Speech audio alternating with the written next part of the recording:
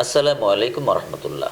মাননীয় প্রধানমন্ত্রী তারেক রহমান সফল রাষ্ট্রপ্রধান হতে আমলাতন্ত্র সংস্কারের প্রয়োজনীয়তা শীর্ষক সংবাদ সম্মেলনে সুপ্রিয় সাংবাদিক বন্ধুগণ, আপনাদের সবাইকে সাদর সম্ভাষণ জানাচ্ছি। সুপ্রিয় জাতির চতুর্থ স্তম্ভ, জুলাই বিপ্লবোত্তর জুলাই বিপ্লবের অগ্রনায়ক আপনারাই পারেন রাষ্ট্রকে সঠিক পথে পরিচালিত হতে পরিপূর্ণ সহযোগিতার ভিত্তি নির্মাণ করতে। আজকের এই সংবাদ সম্মেলনে আলোচ্য বিষয়গুলি দেশ ও জাতির কল্যাণে গুরুত্বপূর্ণ ভূমিকা রাখবে। সুতরাং দেশপ্রেম ও পেশাদারিত্বের জায়গা হতে প্রিন্ট, ইলেকট্রনিক মিডিয়া সহ সোশ্যাল সাইটে ছড়িয়ে দিয়ে জনতার জন্য তার প্রিয় দেশকে নিয়ে ভাবার ও মন্তব্য দেবার সুযোগ করে দিন। আজকের এই সংবাদ সম্মেলন হতে সকল জুলাই শহীদদের আত্মার মাগফিরাত কামনা করছি। যারা জুলাই যুদ্ধে আহত হয়ে ব্যথাতুর কষ্টে দিনাতিপাত করছেন তাদের প্রতি সমবেদনা জ্ঞাপন করছি। বিশেষত জুলাই এর সংবাদ সংগ্রহে গিয়ে যে সকল সাংবাদিক শহীদ হয়েছেন তাদের বিদেহী আত্মার প্রতি শ্রদ্ধা ও মহান আল্লাহ সুবহানাহু ওয়া তাআলার দরবারে মাগফিরাত কামনা করছি। যে সকল সাংবাদিকগণ আহত হয়েছিলেন তাদের প্রতি হৃদয়ের অর্ঘ্য হতে শ্রদ্ধা জ্ঞাপন ও বিনম্র সম্মান প্রদান করছি। জুলাই আন্দোলন যে কতটা ভয়াবহ তার বাস্তবতা আমি নিজে যাত্রাবাড়ি আন্দোলনে যুক্ত হয়ে সামনে থেকে প্রত্যক্ষ করেছি। একটি স্মৃতি আপনাদের সামনে তুলে ধরছি। 2024-এর 3 আগস্ট রাতে মুক্তিযুদ্ধের অন্যতম বীর যোদ্ধা ডক্টর কর্নেল অলি আহমদ বীর বিক্রম মহোদয় আমাকে কল দেন যাত্রাবাড়ির আন্দোলনের খবরাখবর জানার জন্য। আমি সংক্ষেপে কিছু তথ্য মাননীয় লিডারকে প্রদান করি। তিনি কিছু পরিকল্পনার জন্য আমাকে পরদিন 4 আগস্ট বেলা 11টায় মহাখালী ডিওএইচএসের বাসায় সশরীরে সাক্ষাৎ করতে বলেন। আমি আমার সহকারী রিয়াজ ইসলামকে সাথে নিয়ে যাত্রাবাড়ি পয়েন্ট হতে প্রায় 10 কিলোমিটার পায়ে হেঁটে মহাখালী ডিওএইচে পৌঁছায়। বেলা 11টা থেকে দুপুর 2টা পর্যন্ত প্রায় 3 ঘন্টা ইতিহাসের জীবন্ত কিংবদন্তি লিবারেল ডেমোক্রেটিক পার্টি এলডিপির সভাপতির সাথে জুলাইয়ের নানাবিধ ধরন ও ধারণ পরবর্তী পদক্ষেপ নিয়ে আলোচনা করি। সাবেক সেনাপ্রধান শহীদ রাষ্ট্রপতি জিয়াউর রহমান নিজ হাতে ডক্টর কর্নেল অলি আহমদ এর সামরিক দক্ষতার যে এসিআর লিখেন তা তিনি আমাকে ফাইল হতে দেখান ও পড়ে শোনান। সুতরাং জুলাই ধারণকারী হিসেবে এই রাষ্ট্রের কল্যাণ আমরা এনএলপি পরিবার সামনে হতে কামনা করি। সুপ্রিয় সাংবাদিক বন্ধুগণ, আমাদের রাষ্ট্রকে উন্নত সমৃদ্ধশালী করার জন্য স্বাধীনতার পর হতে এ পর্যন্ত যত পদক্ষেপ, যত পথ ও মত ব্যবহার করা হয়েছে তা সবই অকার্যকর থেকেছে। ফলে বিভিন্ন রাজনৈতিক সামরিক সরকার ক্ষমতায় থাকলেও কার্যত জনগণের উপর ট্যাক্সের বোঝা চাপিয়ে দ্রব্যমূল্যের ঊর্ধ্বগতি করিয়ে রাষ্ট্র চালিয়েছে। স্বাধীনতা যুদ্ধের অন্যতম প্রধান কাণ্ডারি ও মুক্তিযুদ্ধের ঘোষণার মাধ্যমে বাংলাদেশ নামক রাষ্ট্রের জন্মনায়ক, বাংলাদেশি জাতীয়তাবাদের জনক শহীদ প্রেসিডেন্ট জিয়াউর রহমানের জ্যেষ্ঠ সন্তান দীর্ঘ বছর পর উৎসবমুখর ভোটের পরিবেশে 2/3 ভোটের মাধ্যমে জনবিজয়ের ভিত্তিতে গুরুদায়িত্ব নামক ক্ষমতায়নের পরও জনবোঝা লাঘব হওয়ার পরিবর্তে নতুন করে দ্রব্যমূল্যের ঊর্ধ্বগতির লাগামহীন ধারাবাহিকতা বজায় রয়েছে। সঙ্গত কারণে সাধারণ খেটে খাওয়া 80% জনপ্রাণ ও জনজীবন আজ ওষ্ঠাগত হয়ে কল্যাণের আশায় অপেক্ষারত। কীভাবে রাষ্ট্র পরিচালনা করলে রাষ্ট্রের কল্যাণ জনগণের হতে নিয়ে নয়, বরং জনগণকে রাষ্ট্র তার নিজ খরচে উন্নয়নে ভরিয়ে দিতে সক্ষম হবে তার সুনির্ধারিত কাঠামো তৈরি হয়নি। কারণ যাদের দায়িত্ব মেধা দিয়ে রাষ্ট্রের রেভিনিউ তথা রাজস্ব বৃদ্ধি হওয়া সহ প্রভূত কল্যাণ সাধন করা যাবে তাদের ব্যাপারটি যথাযথ গুরুত্ব আকারে আরোপিত হয়নি। আমরা আধুনিক ও উন্নত রাষ্ট্রের মধ্যে সিঙ্গাপুরের কথা রাজনীতিবিদগণ ফলাও করে বলে থাকি, কিন্তু সিঙ্গাপুরকে কিভাবে উন্নত রাষ্ট্রের স্বপ্নদ্রষ্টা লি কুয়ান ইউ গড়ে তোলার নিয়ম কাঠামো বিনির্মাণ করেছিলেন তা আমাদের রাষ্ট্রে বাস্তবায়নের ক্ষেত্রে কোনো নীতিগত পরিকল্পনা ও বাস্তবায়ন কোনোটাই করা যায়নি। লি কুয়ান ইউ এর নেতৃত্বে মালয়েশিয়া হতে যখন অনুর্বর ভূখণ্ড সিঙ্গাপুরকে আলাদা করে দেওয়া হলো, তখন লি কুয়ান ইউ মেধা, সততা ও কঠোর পরিশ্রমের নীতি গ্রহণ করে আমলাতন্ত্র পরিচালনার মাধ্যমে আধুনিক রাষ্ট্রের বিকাশ ও বিন্যাস ঘটান। বাংলাদেশ নামক রাষ্ট্রের কল্যাণ করতে আমলাতন্ত্রকে মেধাভিত্তিক সততা ও দেশপ্রেমিকতার ভিত্তির উপরে দাঁড়িয়ে সুগঠন করতে হবে। আর এক্ষেত্রে জনতার নিকট আমাদের দাবি হলো মিলিটারি ও মিলিটারি ব্যুরোক্রেসিকে আমরা দেশপ্রেমিক শব্দটি ব্যবহার করে সেনাবাহিনীর সৈনিক ও অফিসারদেরকে যে ভালোবাসা দিই তা কেন সিভিল ব্যুরোক্রেসিকে দিতে পারে না? তারা কি রাষ্ট্রের সেবক বা আমলা নন? একজন বিজিবি সোলজার বিএসএফের গুলির মুখে সবসময় দেশের সার্বভৌমত্ব রক্ষায় নিয়োজিত। একজন পুলিশ চোর, ডাকাত, সন্ত্রাসী, কালোবাজারকে গ্রেপ্তার করতে গিয়ে জীবন দিচ্ছে, সেটি কি দেশের প্রেমের কোনো স্বার্থ ছাড়াই? একজন সিভিল অফিসার রাজনৈতিক ও সন্ত্রাসী চাপ থাকা সত্ত্বেও ভূমি রক্ষা সহ আইন শৃঙ্খলা রক্ষায় ব্যস্ত। তারা কি দেশের নাগরিক নন? তাদের দেশের প্রতি কি কোনো টান ভালোবাসা নেই? দেশপ্রেমিক আমলা বললে সমস্যা কি? এই শব্দটি বলার মধ্যে সমাধান বা ভালো কতটা হতে পারে তা আমরা দেশবাসীর নিকট প্রশ্ন রাখলাম। সুতরাং তাদের পরিশ্রমকে সম্মান জানাতে আসুন দেশপ্রেমিকতার সম্মানে ভূষিত করি। সেই সাথে সবার নিকট দাবি এই যে, আসুন আজ হতে আমরা দেশপ্রেমিক আমলা, দেশপ্রেমিক civil, police, answer, BGB officer বলার মধ্য দিয়ে সম্মান দিয়ে অফিসারদের মন ও মননকে নতুন রূপে মনস্তাত্ত্বিক পরিবর্তন, আমলাতান্ত্রিক এবং পেশাদারিত্ব নীতিতে দৃঢ় হতে প্রেরণা দেয়। মাননীয় প্রধানমন্ত্রী তারেক রহমানের আই হ্যাভ এ প্ল্যান বাস্তবায়ন করার জন্য যে মেধাশক্তি ও গঠনমূলক পরিকল্পনা দরকার তা আমলাতান্ত্রিক মেধা ও আমলাতান্ত্রিক সততার শক্তি। দক্ষ ও মেধাবী আমলাতান্ত্রিক কমিটমেন্টের শক্তি ছাড়া তারেক রহমানের দ্বারা আদর্শ সুষম রাষ্ট্র ব্যবস্থা গঠন করা কখনোই সম্ভব নয়। আর আমলাদেরকে তাদের মেধা ও মননের সঠিক বিন্যাস করিয়ে কাজ পেতে গেলে তাদের ব্যক্তিগত চাওয়া পাওয়ার প্রতি রাষ্ট্রের গুরুত্ব দেওয়া দরকার বলেই আমাদের আমলাদের বেতন কাঠামো অনেকাংশে বেশি রাখা হয়।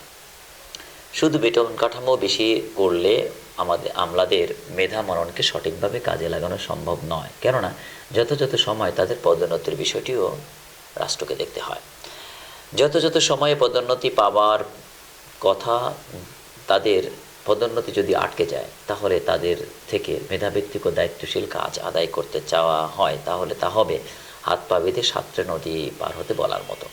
ন্যাশনাল লেবার পার্টি এনএলপি 2012 সালের 22 অক্টোবর প্রতিষ্ঠার হতে নানাবিধ রাজনৈতিক কর্মসূচি করে দেশ ও দেশের কল্যাণে তৎপর থেকেছে। আজকের সংবাদ সম্মেলন তারই ধারাবাহিকতা।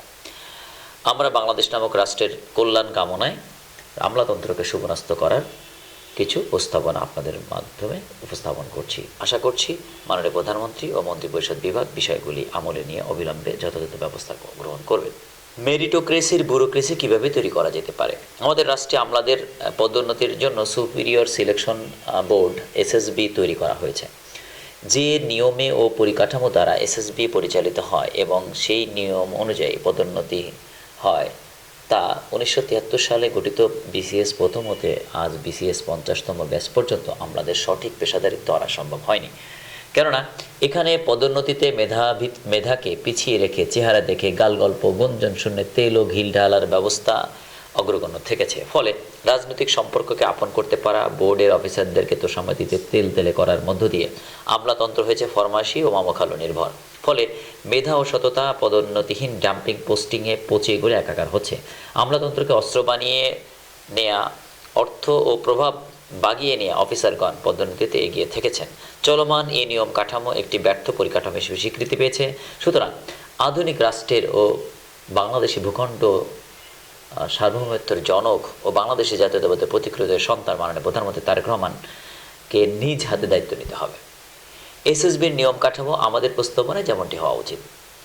উপসচিব, সিনিয়র উপসচিব, যুগ্ম সচিব ও অতিরিক্ত সচিব পদোন্নতির জন্য শতভাগ পরীক্ষা পদ্ধতির মাধ্যমে নির্ধারণ করার নিয়ম কাঠামো তৈরি করতে হবে এবং প্রতিটি ব্যাচের অফিসারদেরকে 3 মাস আগে স্পেয়ার তথা আলাদা করে পদোন্নতি পরীক্ষার জন্য কর্মঘণ্টা শিথিল করতে হবে।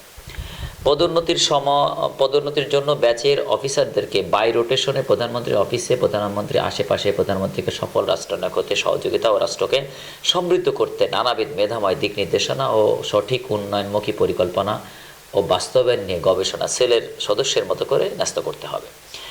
প্রতি 1 সপ্তাহে 5 থেকে 10 জন অফিসারকে প্রধানমন্ত্রীর সহযোগী ও সহকারী হিসেবে পাশে থেকে নিজের যোগ্যতা ও মেধার প্রমাণ দেওয়ার সুযোগ অবারিত করতে হবে। 1 সপ্তাহ যাবৎ সে সকল অফিসারের গুণাবলী ও মেধা প্রধানমন্ত্রী কেমন দেখলেন তা তিনি নিজে এসিআরে লিখবেন। সন্তোষজনক, ভালো, উত্তম, অতি ভালো, অতি উত্তম এমন যে কোনো একটি শব্দ লিখে স্বাক্ষর করবেন। প্রত্যেক অফিসারের ব্যাপারে প্রধানমন্ত্রীর বাছাই প্রক্রিয়ার পর পদোন্নতি বোর্ড সভা অনুষ্ঠিত হবে। প্রধানমন্ত্রী সেই সভার প্রধান অতিথি হয়ে বোর্ডকে নির্দেশনা দিবেন পদোন্নতির জন্য কোন বিষয়গুলি তিনি গুরুত্বের সাথে বিচার করছেন এবং ওই সভায় প্রধানমন্ত্রীর উপস্থিতিতে পদোন্নতি পাওয়ার উপযুক্তদের তালিকা প্রণয়ন ও আসল তালিকায় প্রধানমন্ত্রীর স্বাক্ষর থাকা বাধ্যতামূলক করে তালিকাটি প্রজ্ঞাপনাকারে প্রকাশ করতে হবে। কেননা এমন অনেক তথ্য আছে যে অনেক সময় এসএসবি বোর্ডের আসল তালিকায় কাটাকাটি ও মোছামুছি করে মেধাবী পদোন্নতিপ্রাপ্ত অফিসারদের জায়গায় দুর্নীতিবাজ আমলাদেরকে পদোন্নতি দিয়ে কৌশলে পার করে দেওয়া হয়।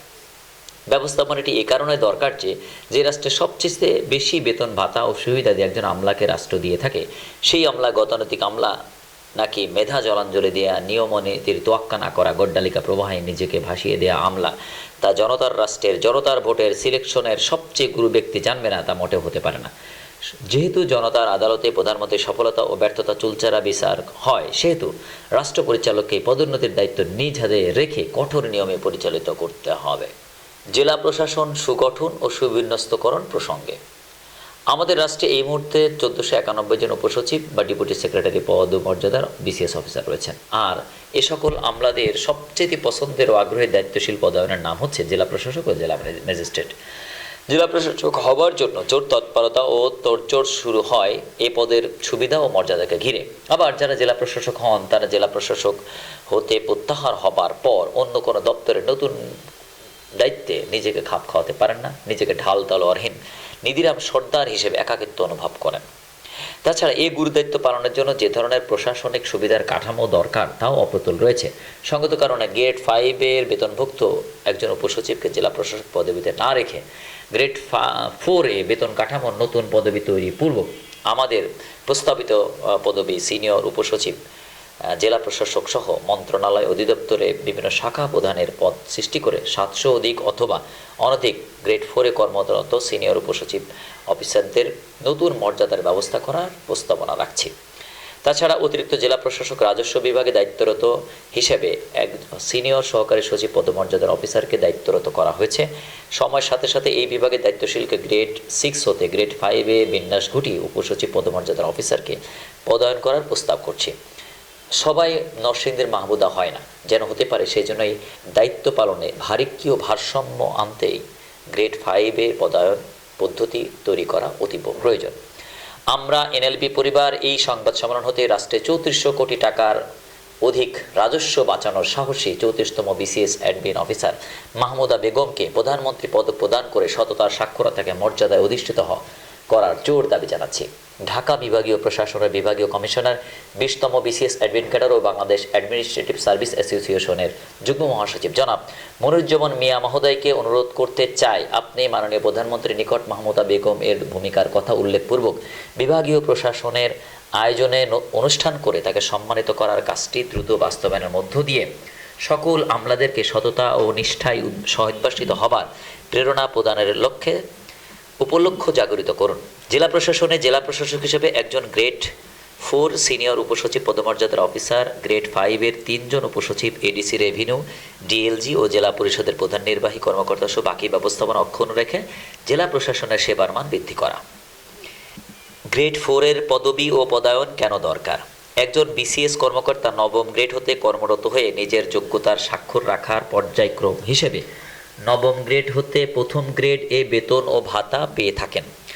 নবম হতে অষ্টম, সপ্তম, ষষ্ঠ ও পঞ্চম পর্যন্ত ধারাবাহিকতা থাকলেও চতুর্থ গ্রেডে কোনো পদ ও পদায়নের ব্যবস্থার প্রবর্তন আমলাতন্ত্রের দীর্ঘ ইতিহাসে কেউ করেনি, করার প্রয়োজনীয়তাও মেধা খাটিয়ে উপলব্ধিতে নেয়নি। যদিও বিভিন্ন আমলাবোদ্ধাগণ গ্রেড 4 করার দাবি বছরের পর বছর তুলে ধরে আসছেন। গ্রেড 5 পঞ্চম গ্রেডে একজন উপসচিব পদোন্নতি পাবার পর তৃতীয় গ্রেডের পদোন্নতির উপযুক্ততার জন্য চাকরির বয়সসীমা ও কর্মায়নের জন্য অনেক বেশি সময় নেওয়া হয়েছে। গ্রেড 4-এর পদবি ও পদায়ন কেন দরকার? একজন বিসিএস কর্মকর্তা নবম গ্রেড হতে কর্মরত হয়ে নিজের যোগ্যতার স্বাক্ষর রাখার পর্যায়ক্রম হিসেবে নবম গ্রেড হতে প্রথম গ্রেড ও গ্রেড 4-এর পদবি ও পদায়ন কেন দরকার? একজন বিসিএস কর্মকর্তা নবম গ্রেড হতে কর্মরত হয়ে নিজের যোগ্যতার স্বাক্ষর রাখার পর্যায়ক্রম হিসেবে নবম গ্রেড হতে প্রথম গ্রেড এ বেতন ও ভাতা পেয়ে থাকেন।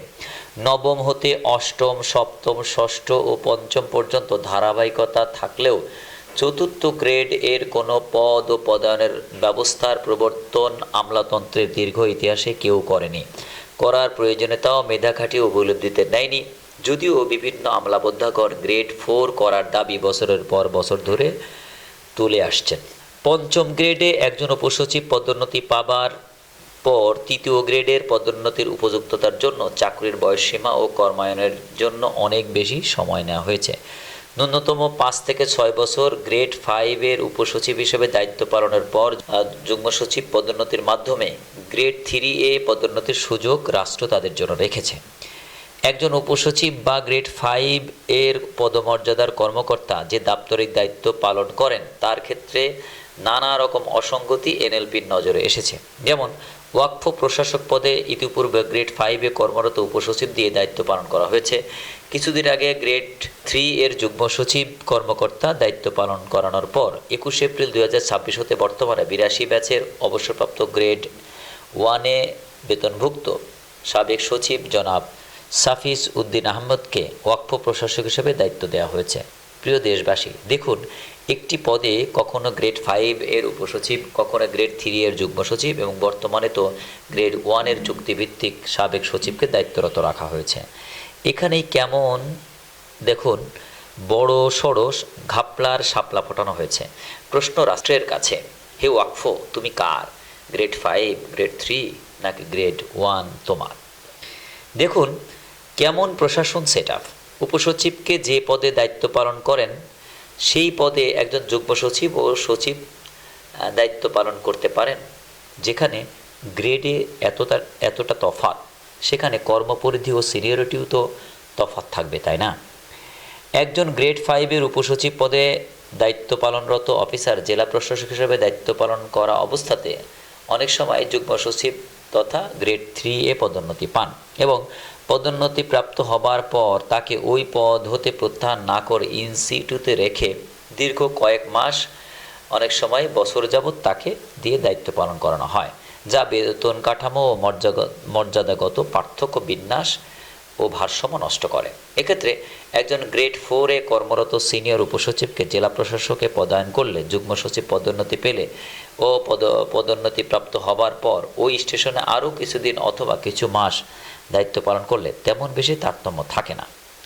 একজন অফিসার উপসচিব হন 13 থেকে 15 বছর চাকরির বয়সে, আর একজন যুগ্ম সচিব হন 19 থেকে 20 বছর বয়সে। দুই পদের অফিসারদের বয়স অভিজ্ঞতার অনেক তফাৎ থাকে। সুতরাং গ্রেড 5, গ্রেড 3-এর মধ্যবর্তী অবস্থানে একটি পদবি ও পদায়ন হলে এই জটিলতা থাকতো না। গ্রেড 5-এর ক্ষেত্রে অনেক সময় গ্রেড 4-এর ব্যক্তি দায়িত্ব পালন করলে তা ভারসাম্য থাকে। আবার এই মুহূর্তে গ্রেড 5-এ 1491 জন উপসচিব আছেন, আবার গ্রেড 3-এর যুগ্ম সচিব আছেন 1050 জন। এখানে গ্রেড 4-এর সিনিয়র উপসচিব পদবীর কোনো অফিসারের প্রয়োজনীয়তার খাত তৈরি করলে আমলাতন্ত্র ভারসাম্যপূর্ণ হতো।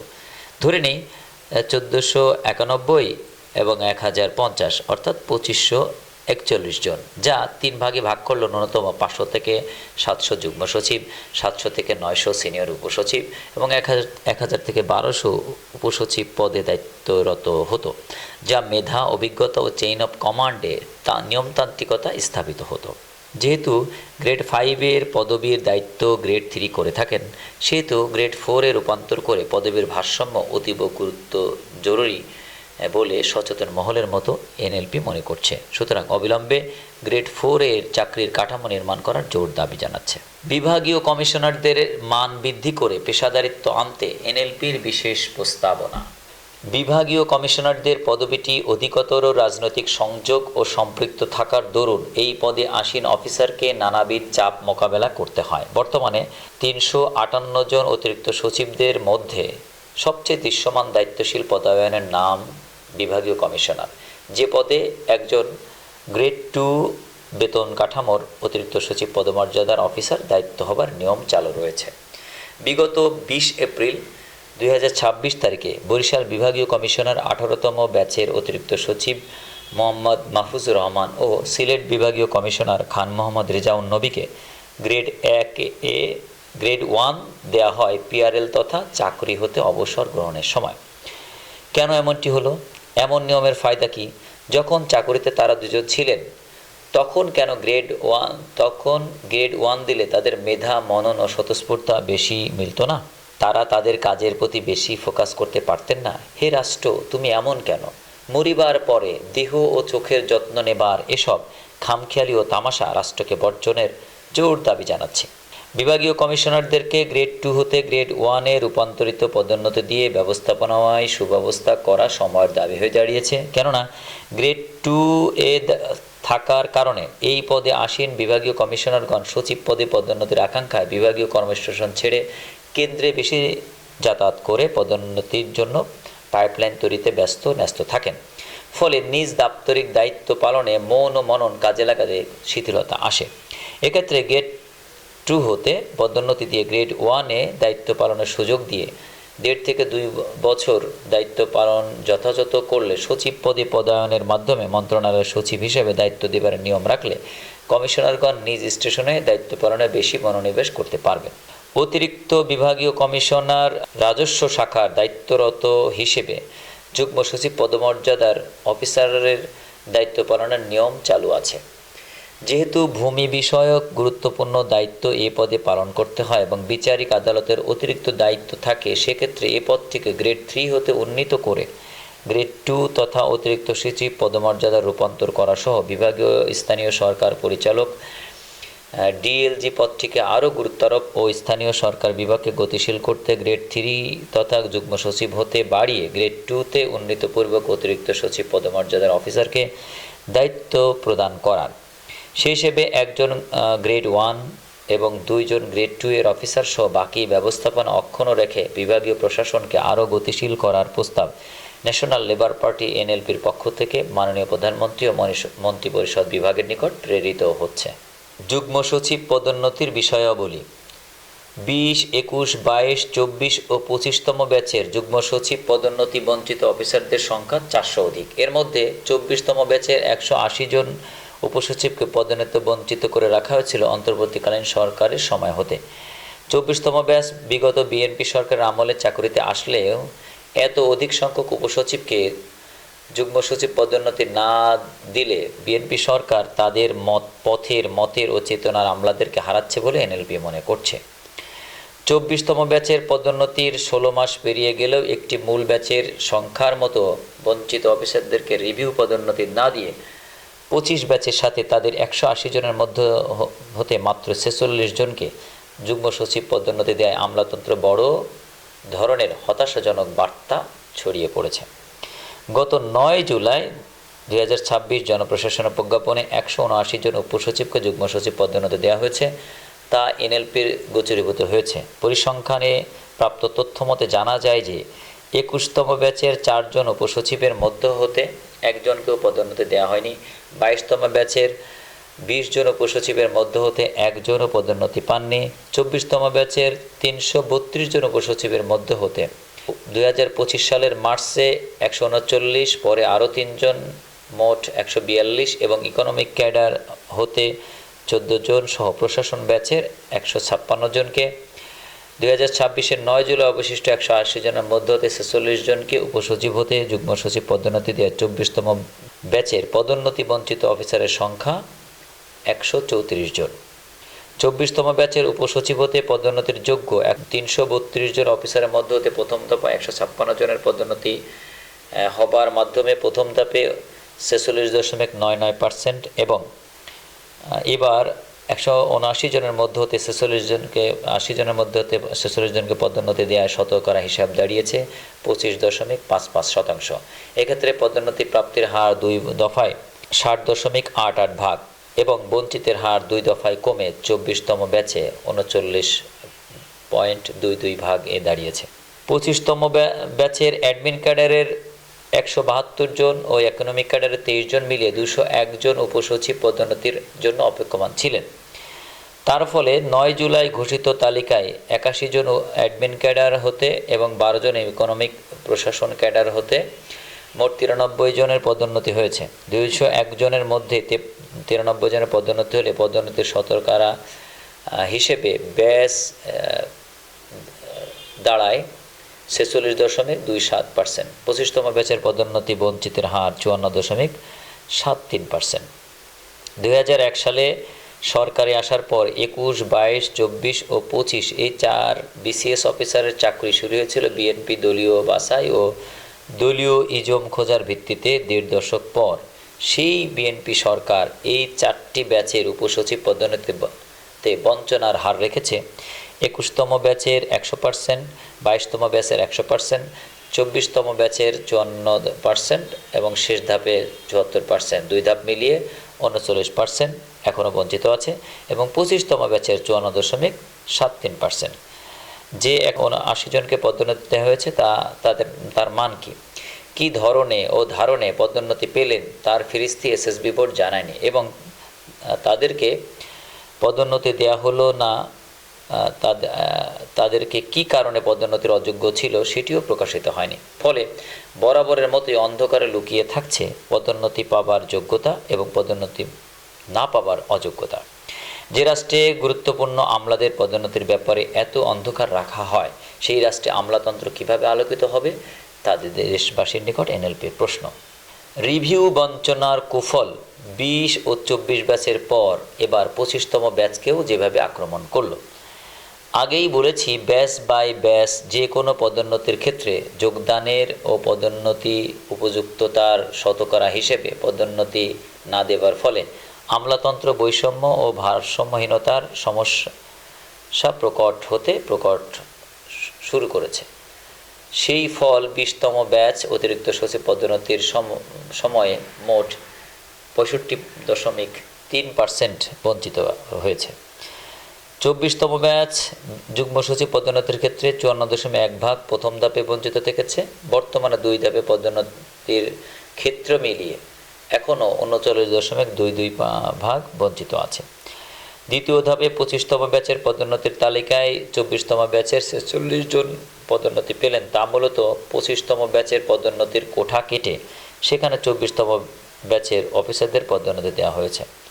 24তম ব্যাচ চাকুরিতে যে সিনিয়রিটি অর্জন করলো তা বুমেরাং করে দিয়ে বটবৃক্ষকে যেভাবে বনসাই বানানো হয়, রিভিউ আবেদন গ্রহণ না করে তাদের হাতে হারিকেন দিয়ে ঠুটো জগন্নাথ করে আদুভাই বা ক্যাজুয়াল আমলার ট্যাগ লাগানো হলো। এ সকল অফিসারগণ যতই পদোন্নতি পান না কেন, জ্যেষ্ঠতা না পাবার দরুন চেয়ারে বসে স্বস্তি ও শান্তিমতো চাকরিতে মেধা ও মনন যোগ করতে পারবেন না।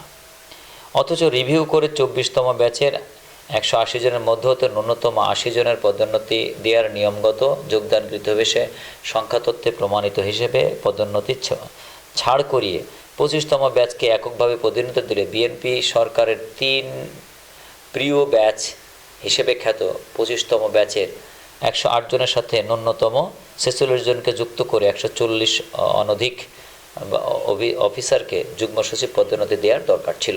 এতে 25তম ব্যাচের পদোন্নতির হার 60 থেকে 70% হতো এবং এই নিয়মটি ব্যাচ হিসেবেও সুগ্রহণও করত। যেভাবে পদোন্নতি হয়েছে তাতে 25তম ব্যাচ যেন আওয়ামী লীগ আমলে আওয়ামী মদতে তৈরি হয়েছে এমন ন্যারেটিভ বিদ্যমান আছে। পুরনো ঘুণে ধরা আমলাতন্ত্রের কষাঘাতে এসএসবি নামক পাগলা হাতির পদোন্নতির নিয়ম কাঠামো পরিবর্তন করে রিভিউ ভিত্তি জোরদার করে জনাব তারেক রহমানের সরকারকে আমলাবান্ধব সরকার হিসেবে আমলা মনে ও জনমনে আস্থা বাড়িয়ে দেয়া খুবই দরকার।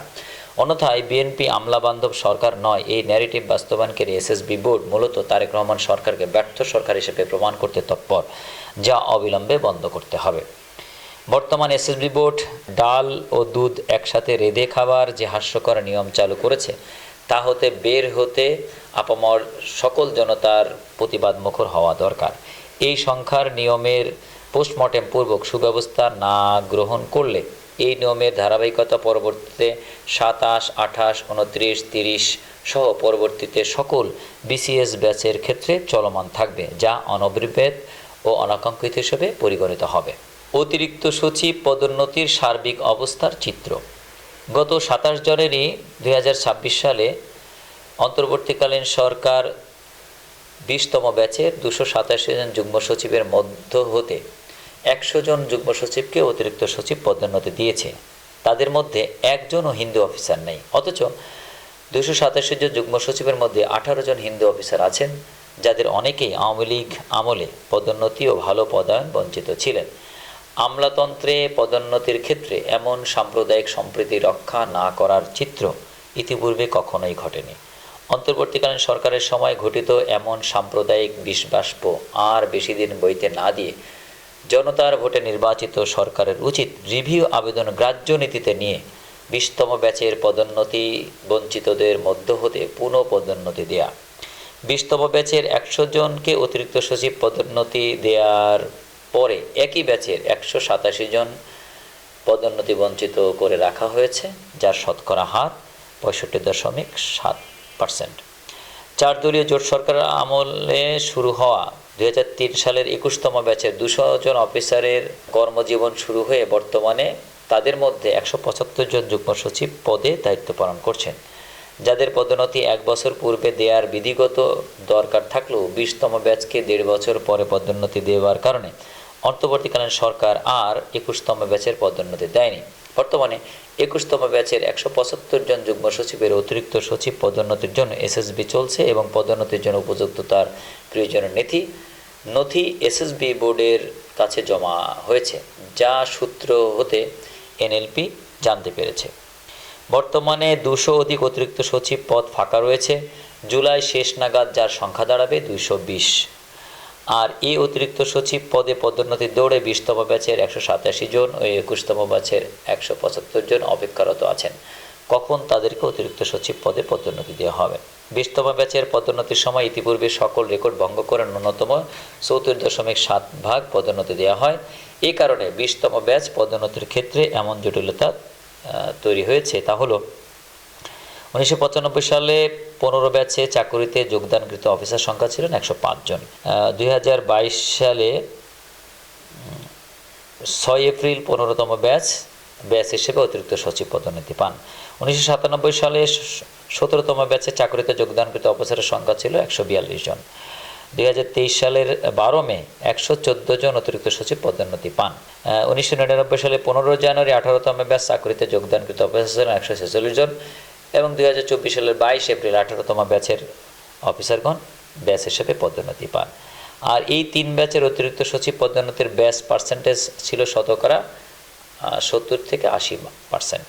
কেন হার এমন হলো প্রশ্ন আসতে পারে। যেহেতু এই 3 ব্যাচের অফিসার সংখ্যা 150-এর অধিক নয়, আবার আমাদের এসএসবি বোর্ড যেহেতু ব্যাচ বাই ব্যাচ 100 থেকে 120-এর বেশি পদোন্নতির কোঠা ব্যবহার করেনি বা করে না, সেহেতু 3 ব্যাচের অফিসার যোগদানের সময় 150 অতিক্রম না করায় পদোন্নতির ভালো ফল ফলেছে। সেক্ষেত্রে ব্যাচের অফিসার কম হলে পদোন্নতির শতকরা হিসেব বেশি হয়, আর ব্যাচের অফিসার বেশি হলে পদোন্নতির শতকরা হিসেব কম হয়। এখানে বাবা কম সংখ্যক সন্তান জন্ম দিয়েছেন বলেই সন্তানকে গুরুত্ব দিয়ে গড়ে তুলেছেন। সন্তানদের কাছে পিতা আদর্শ পিতা হিসেবে স্বীকৃতিও পেয়েছেন। ব্যতিক্রম ঘটেছে 20তম ব্যাচের বেলায়। এখানে চাকুরিতে যোগদানের সংখ্যা 300 এর কাছাকাছি হবার কারণে এসএসবির 100 থেকে 120 অতিরিক্ত সচিব পদোন্নতির নিয়মের জাতাকলে পিষ্ট হয়েছে। এখানে পিতা সন্তান বেশি জন্ম দিয়েছেন বলেই বেশি সন্তানের দায়িত্ব নিতে অস্বীকার করে সন্তানদের মাঝে বৈষম্য সৃষ্টি করে দুই চোখা বাবা হিসেবে সম্মান ও অসম্মান এই দুই নীতি পালন করে সমালোচনা ও তিরস্কারের পাত্র হয়েছেন। 20তম ব্যাচকে রাষ্ট্র তার স্বার্থে বেশি সংখ্যক আগের ব্যাচের চেয়ে 20তম ব্যাচে যোগদানের হার দ্বিগুণ তথা 300 জন অফিসারকে চাকরিতে আনতে পেরেছে, অথচ পদোন্নতিতে হাতে হারিকেন ধরানোর নিয়ম ধরিয়ে দিয়েছে। এখানে ওই পিতার মতোই পদোন্নতির এসএসবি বাবা সন্তানের দায়িত্ব নিতে অস্বীকার করেছে। 20তম ব্যাচ হতে শুরু হওয়া সমস্যা সমাধানের পথে না হাঁটলে বিএনপি নিজেদের প্রিয় ব্যাচ বলে ভাবা 22 ও 24তম ব্যাচের ক্ষেত্রে গুরু সমস্যা বাড়াবে। এসএসবির নিয়মের যাতা করলে যদি 100 থেকে 120-এর অধিক অতিরিক্ত সচিব পদোন্নতির নিয়ম জারি থাকে, তাহলে 22তম ব্যাচের অফিসারদের পদোন্নতি যদি 100 থেকে 120 হয়, সেক্ষেত্রে 20তম ব্যাচের মতোই 22তম ব্যাচের ভাগ্য আসতে যাচ্ছে। এই সমস্যা আশু নিরসনকল্পে ব্যাচ বাই ব্যাচ যোগদানের সংখ্যার সাথে শতকরা হারে পদোন্নতির নিয়ম চালু করার দৌড় জানাচ্ছি। 2001 সালের 29 এপ্রিলে প্রকাশিত গেজেটে 20তম ব্যাচে চাকুরিতে যোগদানকৃত অফিসার সংখ্যা ছিলেন 297 জন। বিগত 2026 সালের 7 জানুয়ারি আগে ইকোনমিক ক্যাডার যুক্ত এই ব্যাচের যুগ্ম সচিব ছিলেন 287 জন। 27 জানুয়ারিতে 100 জনকে অতিরিক্ত সচিব পদোন্নতি দেওয়ায় এখন 127 জন যুগ্ম সচিব অতিরিক্ত সচিব পদোন্নতির জন্য অপেক্ষমান। 21তম ব্যাচে 2003 সালের 30 এপ্রিলে প্রকাশিত গেজেটে 190 জনকে চাকরিতে প্রবেশের গেজেট প্রকাশ করা হয়। বর্তমানে ইকোনমিক যুক্ত হয়ে 175 জন যুগ্ম সচিব, অতিরিক্ত সচিব পদোন্নতির অপেক্ষায় প্রহর গুনছেন। 22তম ব্যাচে 2003 সালের 17 নভেম্বর গেজেট প্রকাশে 300 অ্যাডমিন অফিসারকে চাকরিতে যোগদানের চূড়ান্ত তালিকা প্রণয়ন করা হয়। ব্যাচ বাই ব্যাচ 100 থেকে 120 জন অতিরিক্ত সচিব পদোন্নতি রাষ্ট্র দিয়ে আসছে এবং এই নিয়মেই পদোন্নতি দিতে হবে বা এর বেশি পদোন্নতি দিতে পারবে না এমন নিয়ম চালু থাকলে 21তম ব্যাচ পদোন্নতির যোগ্য 175 জনের মধ্য হতে 70 ভাগের বেশি পদোন্নতির স্তর পাবে। আর 22 ও 24তম ব্যাচ পদোন্নতির ক্ষেত্রে একই নিয়ম চালু থাকলে যেহেতু তাদের দুই ব্যাচে 300 করে অফিসার চাকুরিতে এসেছেন, তাদের পদোন্নতির 35 থেকে 40 ভাগের বেশি হবে না। এক্ষেত্রে চলমান নিয়মে 20তম ব্যাচের মতো বিষ খাবার জন্য 22 ও 24তম ব্যাচকে অপেক্ষা করতে হচ্ছে। চালু থাকা নিয়মের ভিত্তিতে 20তম ব্যাচের 187 জন যুগ্ম সচিব, অতিরিক্ত সচিব পদোন্নতির জন্য রিভিউ আবেদন করেছেন। যে আবেদন গুরুত্বের সাথে বিচার করে অবিলম্বে রাষ্ট্রকে রিভিউ মঞ্জুর করে পদোন্নতি দেবার জোর আবেদন করছে। বিএনপিপন্থী বা বিএনপি পরিবারপন্থী অথবা চাকুরিতে আসার আগে বিএনপির ছাত্র রাজনীতির সাথে যুক্ত থাকা অতিরিক্ত সচিবের প্রয়োজনীয়তা সরকার অনুভব করলে 20তম ব্যাচের 60 অধিক আমলা রয়েছেন যাদের পরিবার বিএনপিপন্থী এবং যারা অনেকেই ছাত্র অবস্থায় বিএনপি রাজনীতির সাথে জড়িত ছিলেন।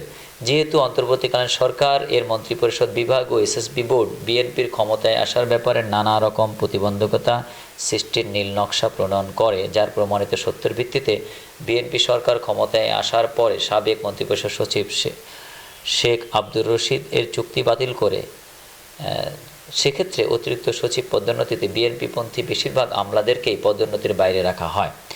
আর এরই ভিত্তিতে রিভিউ আবেদন গ্রহণ করে 20তম ব্যাচের পদোন্নতি সহ বঞ্চিত মেধাবী অফিসারদেরকে জ্যেষ্ঠতা দানপূর্বক অতিরিক্ত সচিব পদোন্নতি দেওয়া উচিত বলে এনএলপি মনে করছে। সেক্ষেত্রে 20তম ব্যাচের 80 থেকে 100 জনকে রিভিউ পদোন্নতি দেওয়ার মাধ্যমে জ্যেষ্ঠতার ন্যায্যতার নীতিগত নিয়ম চালু রেখে 21তম ব্যাচের 100 থেকে 120 জন এবং অন্যান্য ক্যাডার হতে আগত অফিসারদের মধ্য থেকে 20 থেকে 30 জন অফিসারকে পদোন্নতি দানপূর্বক গণতান্ত্রিক সরকারের আমলাদেরকে কর্মে, মেধায় ও মননে ফেরানোর জোর দাবি জানাচ্ছে। সাবেক প্রধানমন্ত্রী বেগম খালেদা জিয়ার 10 বছর এপিএস হিসেবে দায়িত্ব পালনকারী 36 জুলাই কপিরাইট নবম বিসিএস অ্যাডমিন ক্যাডার ও সাবেক সিনিয়র সচিব শামসুল আলম এর বিশেষ প্রচেষ্টার মাধ্যমে প্রবর্তিত হওয়া সুপার নিউমারি তথা ইনস্টিটিউট পদোন্নতির ফর্মুলা বিএনপি সরকার কাজে লাগালে 250 থেকে 300 অধিক অতিরিক্ত সচিব পদোন্নতি দেওয়ার সুযোগ সরকারের হাতে রয়েছে। গত 27 জানুয়ারি তারিখে 100 জন 20তম ব্যাচের অতিরিক্ত সচিবের মধ্যে প্রতিযোগিতামূলক পরীক্ষার পদ্ধতির মাধ্যমে নির্বাচিত হয়ে বিদেশে পোস্টিং হওয়া ডক্টর সাদিয়া শারমিন ও আসমা আশরাফুল ইসলাম এর পদোন্নতি না আটকানোর কারণে 20তম ব্যাচের পদোন্নতি বঞ্চিত 187 জনের মধ্যে যাদের বিদেশে পোস্টিং ছিলেন তাদেরকে পদোন্নতি না দেবার মতো কোনো কারণ থাকতে পারে না বলেও আমরা জানতে পেরেছি। রিভিউ বৈষম্যের কবলে 21তম ব্যাচ যেভাবে 20তম ব্যাচের ভার নিতে গিয়ে নিজেরা ক্ষতিগ্রস্ত হবে।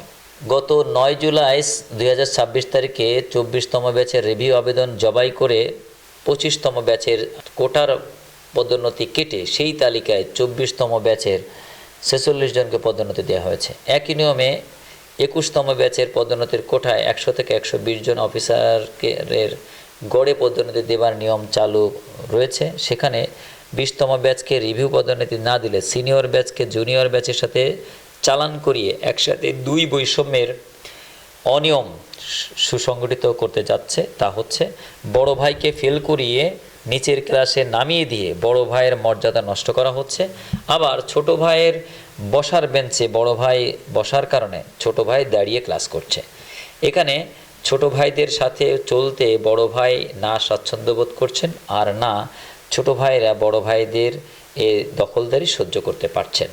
21তম ব্যাচের 120 জন অফিসারের নীতিগত ও নিয়মগত পদোন্নতির তালিকা হতে যদি 40 জনকে বাদ দিয়ে 20তম ব্যাচের 40 জনকে পদোন্নতি দেওয়ার যে বৈষম্য এসএসবি করতে যাচ্ছেন তাতে কপাল পড়তে যাচ্ছে 21তম ব্যাচের অফিসারদের। এখানে কাকে রেখে কাকে বাদ দেওয়া হবে তাতে বড় উৎকণ্ঠার বিষয় হয়ে দাঁড়িয়েছে। সুতরাং 24 ও 25তম ব্যাচের পদোন্নতির যে রীতি এসএসবি বোর্ড 20 ও 21তম ব্যাচের জন্য করতে যাচ্ছে তাতে 21তম ব্যাচ অ্যাসোসিয়েশনের হতে জোর দাবি প্রতিবাদ হওয়া উচিত, কেননা এটি একটি ব্যাচের ঐতিহাসিক মর্যাদার ব্যাপার। সিটি ম্যাজিস্ট্রেসি চালু করে আইনে শাসন কায়েমে জরুরি পদক্ষেপ গ্রহণ করা, রাজধানীসহ 40টি সিটি কর্পোরেশনের জনসভার মান বাড়াতে ও সাধারণ জনতার দোরগোড়ায় সেবা পৌঁছানোর পাশাপাশি সিটি ম্যাজিস্ট্রেসি ব্যবহার করে আইনে শাসন কায়েম করা জরুরি করার লক্ষ্যে সিটি কর্পোরেশন এলাকায় প্রতিটি থানার পাশাপাশি সিভিল আমলা, সিটি ম্যাজিস্ট্রেসি তথা থানা নির্বাহী কর্মকর্তা টিওনো অফিস ও কর্মকর্তা পদায়ন করার পাশাপাশি টিওনো এর নেতৃত্বে ওয়ার্ড পঞ্চায়েত চালুর মাধ্যমে জনতার দরজায় জনসেবা বাস্তবায়নে মাননীয় প্রধানমন্ত্রীর সরকারের দৃষ্টি আকর্ষণ করছে।